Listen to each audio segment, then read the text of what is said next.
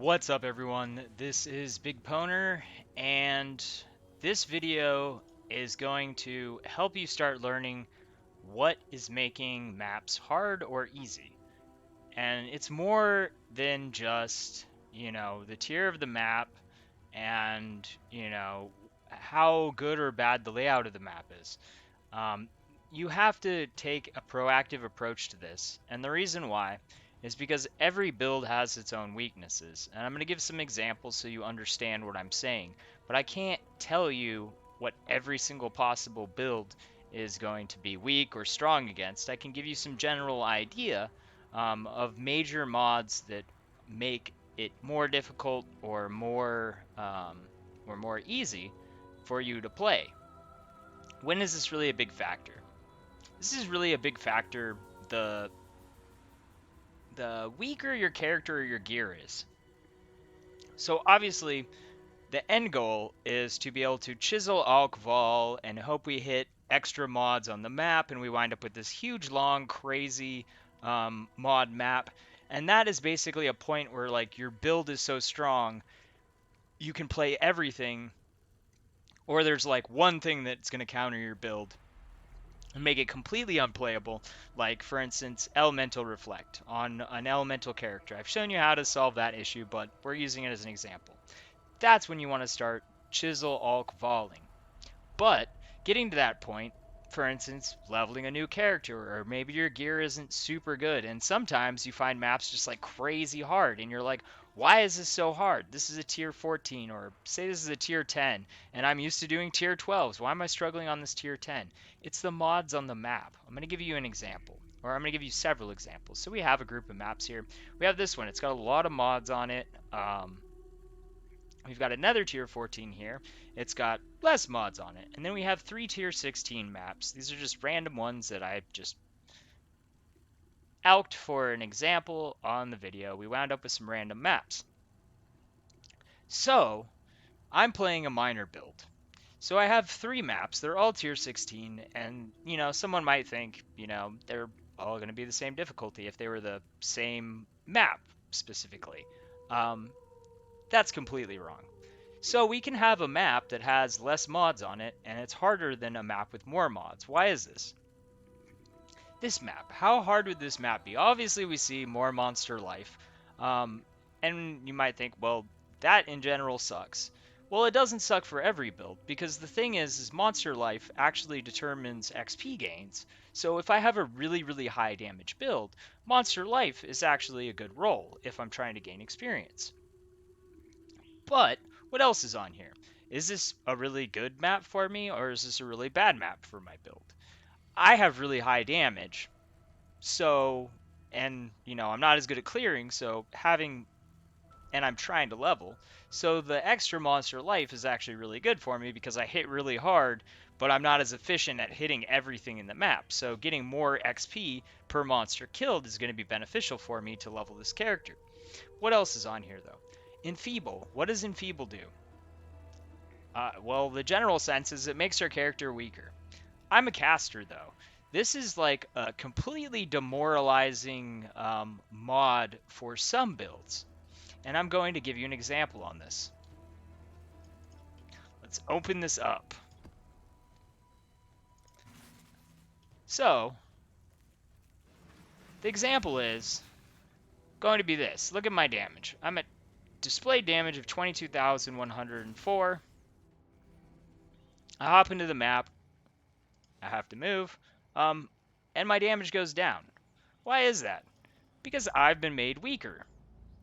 You are cursed, you take less damage, are less likely to hit, and you have less critical strike chance. So what was it that reduced my damage? Well, I'm a critical strike build. So obviously this is severely limiting my damage. So now knowing that, Enfeeble, if I'm playing a critical strike build and my damage is already low, then I'm going to know the Enfeeble modifier is going to be a pretty dangerous modifier for me, because it's going to take me longer to kill stuff. But like I said, this build has a lot of damage, so I can still pretty efficiently kill stuff in this map.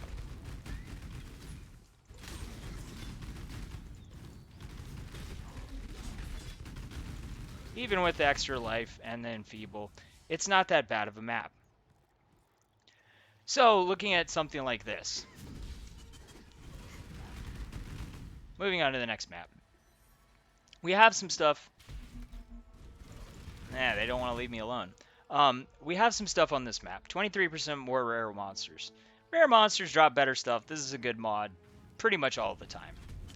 Oh my gosh. They're just coming one at a time. They just really want to die. But we have elemental weakness on this map.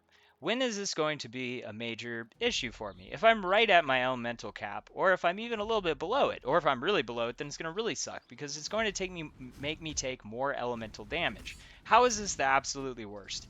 When we have negative to resistances and elemental weakness, because this is kind of like a double, this is a double whammy.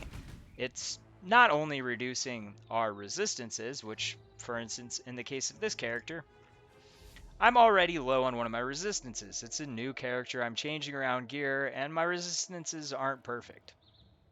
So this is kind of going to really hurt me if there's cold monsters in the map, because I'm going to have 43% cold resistance, and then I'm also going to be affected by the elemental weakness, which is going to make me take even more damage. What else is on the map? How could this map be even worse? Well, there are mods like monsters deal, 100% more damage or 150% more damage as cold damage. So that could make the map super dangerous for me because my resistances are lower, I have elemental weakness taking more damage, and then on top of this, if they're doing 100% more damage on my weakest resistance, it's going to be debuffed even more, then that's going to be a really dangerous map. Does that mean that I necessarily don't want to do it? No, I'm probably still going to do it, but I should probably be aware. Like, you've seen me face tanking characters, you've seen me face tanking stuff with this character already if you've been watching my videos. Do you think if there's negative to elemental resistances, elemental weakness, and monsters deal extra damage as cold damage, do you think that it's a smart idea for me to face tank a metamorph? Definitely not, because I'm probably going to get one-shotted. Stuff like that is stuff that you have to pay attention to. And it will take you time. This is another example. Here's the extra damage as cold damage. Monsters cannot be stunned. Why would this be? What type of build would this affect? It doesn't affect this build because I don't stun characters. But if I was a character that depended on stunning characters, that would be, that would suck. Vulnerability. This is going to make us take more damage. So this is something to be aware of. So say if you have something like Enfeeble and Vulnerability and say Temporal Chains, that's going to be a really nasty combo. Especially if you're on something like attack speed based character, because what is it that Temporal Chains does? It not only slows us, but it slows our attack speed. So is slowing my attack speed going to mess this character's DPS up? No, because my damage of my mines is not affected by attack speed. But say I'm on my ice shot build and, I'm going into a temporal chains map, that's going to give me a massive reduction to my damage. So say I have like enfeeble, which is going to reduce my critical hit chance, and I have temporal chains. That's going to be a massive debuff for my ice shot build because I'm critical strike and attack speed based, which means I'm going to be doing like less than half of the damage I normally do. Is that going to be something that I have to factor in? And on top of that, I'm going to be moving slower. So that's going to make it a really dangerous map for that build. Is it as dangerous of a map for this build? No, because it's going to be reducing my damage on the enfeeble, but I'm not getting a double reduction through having temporal chains on top of that. That will just make me less able to dodge stuff, which is still a negative, but it's not a double whammy of reducing my damage and reducing my movement speed. Moving on from there, what other mods do we have? We have monster resistances and for chaos and elemental resistance. This is something that you can basically just think of as a flat damage reduction.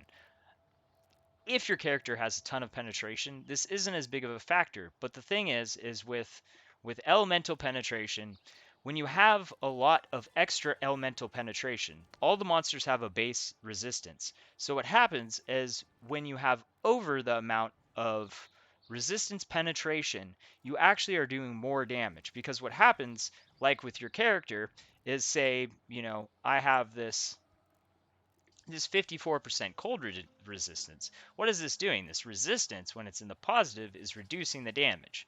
You all have probably noticed how much more damage you take after you beat Kitava, because what happens in Act 10 when you beat Kitava, you have a total of negative 60 applied to all of your resistances. And what happens when you get hit by elemental damage um, after beating Kitava if you don't have those resistances up? It really hurts because you're in the negative. It's not only doing the full damage, but because you're in the negative, it's being multiplied by that 60%.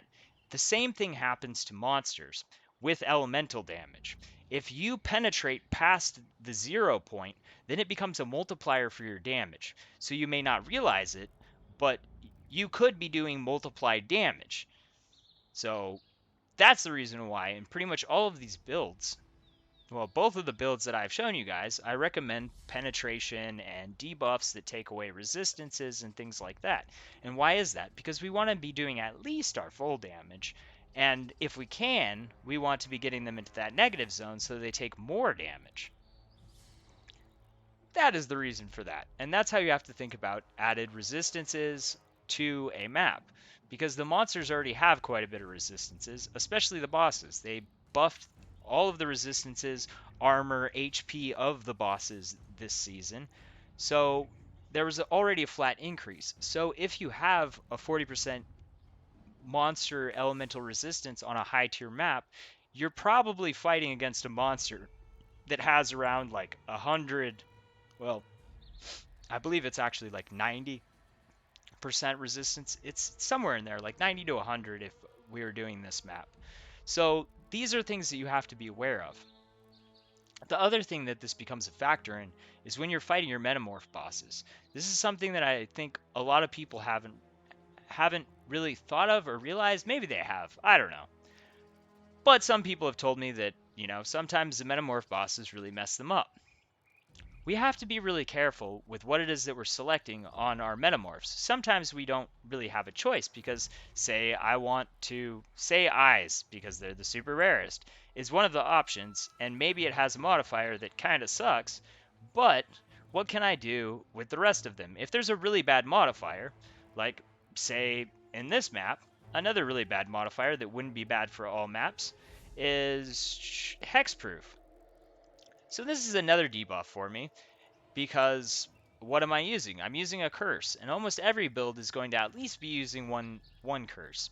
And if your build is utilizing a bunch of curses, say like a Bane build, then that's going to really, really suck to have that modifier on the map. Does it really suck that much for this build, or does it really suck that much for my Ice Shot build?